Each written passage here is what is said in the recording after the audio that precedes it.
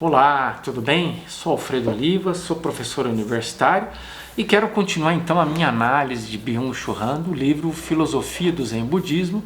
Eu quero falar um pouco, continuar falando do primeiro capítulo, que se devota, ou que coloca o seu foco à religião sem Deus, esse é o título do capítulo. E hoje eu quero falar um pouquinho dessa ideia, ainda no capítulo, nessa reflexão sobre Deus, ou o fato de não existir Deus no budismo, mas existe Deus, e o que significa dizer que existe Deus na filosofia ocidental, prolongamento desse debate a partir de uma reflexão sobre o conceito de meditação e de iluminação, a ideia de iluminação e meditação. Muito bem, então vamos lá, eu separei apenas 3 trechos, né? Ele diz assim, a meditação é uma auto-ocupação consigo mesmo, um regressar para dentro de si. Hegel fala até mesmo de mamar em si mesmo. Deve-se alcançar desse modo uma interioridade pura, absoluta do estar consigo mesmo, que é completamente livre do outro. É isso é a meditação, né? Talvez na tradição ocidental, que é uma auto-ocupação, uma ocupação consigo, né? Me parece que no budismo não é isso, né? A meditação é exatamente a renúncia de se ocupar com qualquer coisa, né?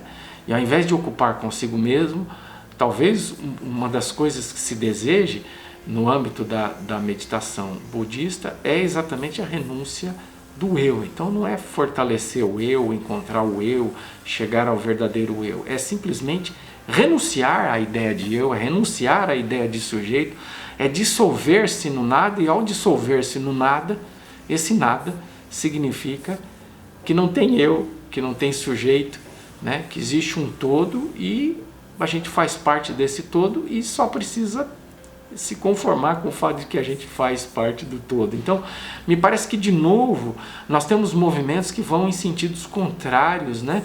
Quer dizer, na filosofia ocidental, a busca da interioridade, a busca de algo, e no Zen budismo, um movimento contrário, né? A renúncia de algo, né? Ou simplesmente renunciar, negar, né? É bem interessante isso, né? Se a gente ler mais um trecho, talvez isso fique mais claro. Ó. A meditação Zen é radicalmente diferente da meditação de Descartes, que em sua orientação pela máxima da certeza se salva da dúvida, como se sabe por meio da ideia de eu e de Deus, né? Penso, logo existo, eu questiono a todas as coisas, mas eu sei que sou eu que questiono. Então existe no fundo de toda reflexão um eu. É o sujeito, o agente da reflexão. Essa é a lógica, né, segundo Byung-Chul Han, da meditação filosófica de René Descartes, né? E se existe um eu, existe um fundamento desse eu, que é o ser divino, a subjetividade originária de todas as subjetividades.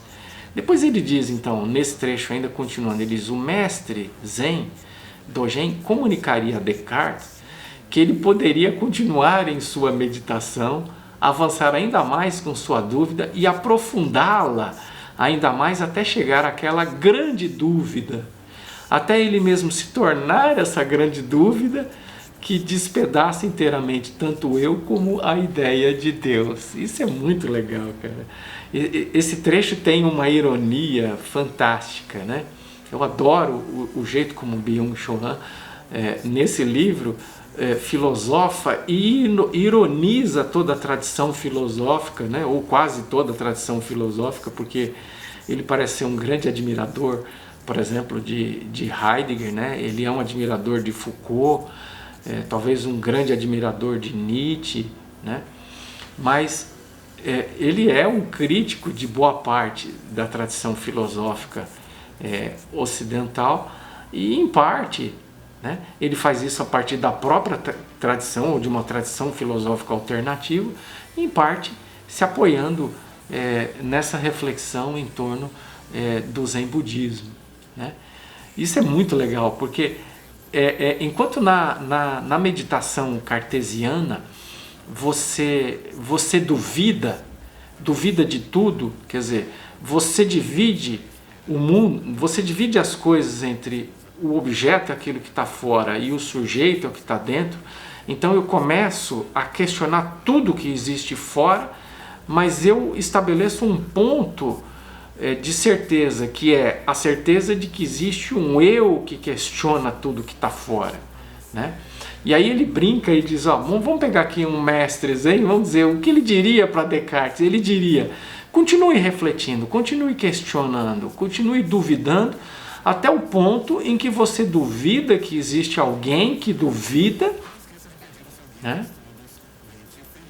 E até que você se torne a própria dúvida, até que não sobre nada, porque a ideia é essa, se você questionar tudo, não sobra nada. E talvez no âmbito da filosofia ocidental a gente ficasse incomodado com o fato de que a gente vai desembocar no nada, né? Mas isso não seria um problema para o Zen budismo. Por quê? Seria um problema desembocar no nada, né? Não é para isso que existe o Zen budismo, exatamente para que a gente renuncie àquilo que existe e a gente desemboque no nada, né? Porque não tem uma subjetividade que seja alvo de devoção. Bom, existem ramos, né, do budismo, variações do budismo, em que é chamado de budismo de devoção, onde você tem sujeitos que são objeto de devoção. Mas ele está falando da tradição do Zen budismo, né, onde não existe uma divindade, não existe uma subjetividade a ser adorada ou reverenciada, né? Não, aliás, não existe subjetividade nem divina e nem do sujeito. E por fim, ainda para corroborar a ideia do nada, de que não existe divindade, né? E que o nada é o grande lance, ele diz assim, a iluminação, Satori, não caracteriza nenhum arrebatamento, nenhum estado incomumente estático, né? Um êxtase, né? Talvez esse seja objeto da meditação cristã, né? A gente vê nos místicos, ou em alguns místicos cristãos, essa ideia de que um estado de reflexão ou de meditação conduziria a um estado de arrebatamento, de gozo, de prazer, de encontro, de união da alma com Deus, né?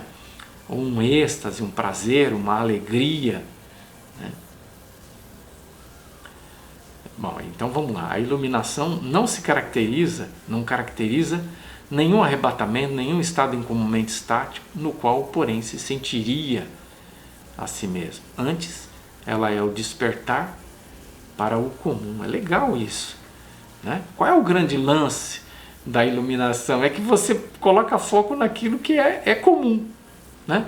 Quer dizer, se antes você não enxergava a cor de uma flor, agora você enxerga. Isso é estar iluminado, né? Quer dizer, ao invés de você ser levado por um estado excepcional, pelo contrário, você renuncia a essa busca de excepcionalidade e consegue focar nas coisas comuns, né? Quer dizer, você está procurando o grande lance da vida, e o grande lance da vida é que a vida não tem grande lance. Se não tem nenhum grande lance, então você pode estabelecer foco nas coisas óbvias e simples.